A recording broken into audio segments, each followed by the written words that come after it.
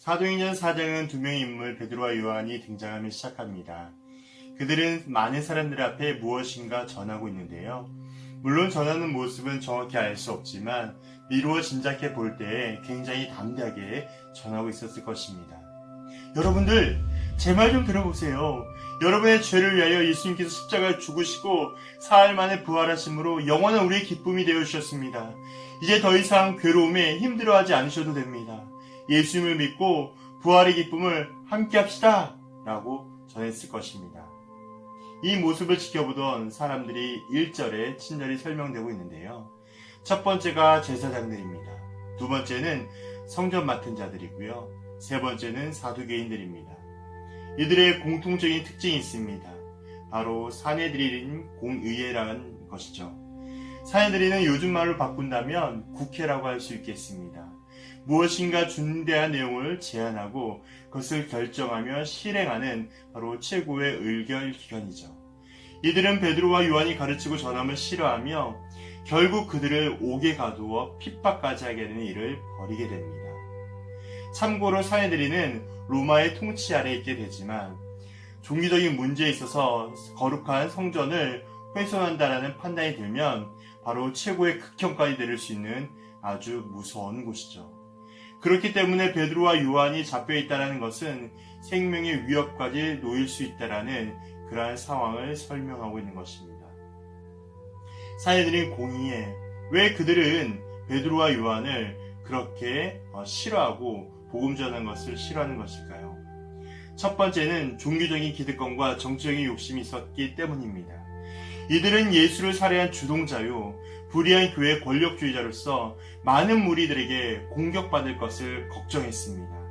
자신들의 기득권과 정치적인 욕심 때문에 그것을 잃지 않기 위하여 베드로의 무리와 그들을 막아야만 했죠. 만약 그렇게 하지 못한다면 자신들의 힘과 기득권을 상실해 버리겠다라는 걱정 때문에 그들은 그렇게 막아야만 했습니다. 두 번째는 예수 그리스도의 부활을 전하고 있기 때문인 것이죠. 사두개인, 그들은 예수의 부활을 인정하지 않는 자들입니다. 예수를 많은 선지자들 중에 한 명으로 알고 있는 자들이죠. 그러한 예수를 죽이고 완전히 끝날 줄 알았는데 자신이 죽인 자의 이름으로 치유가 일어나고 귀신자들이 떠나가며 회복을 경험하는 일들이 일어나게 됩니다. 결국 예수의 부활을 들음으로 사람들이 변화되게 되고 치유를 경험하게 되며 결국 이런 모습들은 예수의 제자를 만들어버리는 그런 일이 벌어지게 되는 것이죠. 이제 6절부터 사내들인 공의에서 가장 대표가 되는 사람이 베드로를 불러서 물어봅니다. 너희가 누구이기에 이러한 일들을 하겠느냐? 너희가 누구기에 이런 일을 할 수 있느냐? 사실 이러한 질문에는 숨은 의미가 있습니다. 그것은 이미 예수란 사람이 그들에게는 불경건한 사람이었고 예수는 살아있을 때 스스로 가리켜서 하나님의 아들이라 이야기했습니다. 그리고 자신이 이 땅 가운데 온 이유는 하나님의 뜻을 이루며 죄인을 용서하기 위함이라고 이야기했죠. 이러한 예수의 주장을 바라볼 때에 예수는 하나님을 향한 신성 모독이었고 그가 말한 모든 내용들은 또한 죄였으며 그 모든 것들을 거짓이라고 정죄하며 그들을 따른 모든 사람들을 바로 죽여야만 했습니다. 이에 베드로는 성령에 충만하여 강력히 선포합니다. 너희가 십자가에 못 박고 하나님이 죽은 자 가운데서 살리신 나사렛 예수 그리스도 이름으로 감당한다. 예수는 그저 많은 선지자 중에 한 명이 아니고 유대교에서 정죄한 존재 가운데 한 명도 아니다. 예수는 우리의 머리가 되어주시며 우리를 구원하실 유일한 구원자이시다. 그분이 오직 예수 그리스도이시다. 라고 했을 것입니다. 결국 베드로와 요한은 풀려나게 되었고 그들은 끝까지 제자의 길을 묵묵히 걸어가게 됩니다. 사랑하는 청년부 여러분, 이번 수련회는 하나님을 가까이 하라, 그리하면 우리를 가까이 하심이라 라는 주제를 가지고 있습니다.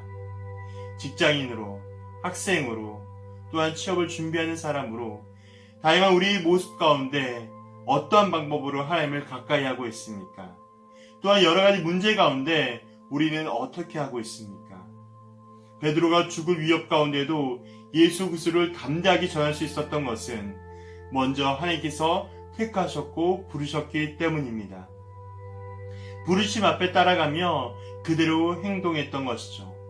그래서 많은 이들에게 복음을 가르치고 전하며 회복과 치유를 경험할 수 있었던 것입니다. 이제 하나님께서 선택받은 우리 모두가 해야 할 것은 하나님께 가까이 나아가는 것입니다. 예수의 이름으로 삶의 문제를 넉넉히 이겨가며 거룩하고 경건한 삶을 살기 위하여 노력하는 것이죠. 바로 예수 그리스도의 이름으로 의지하며 나아가는 것입니다.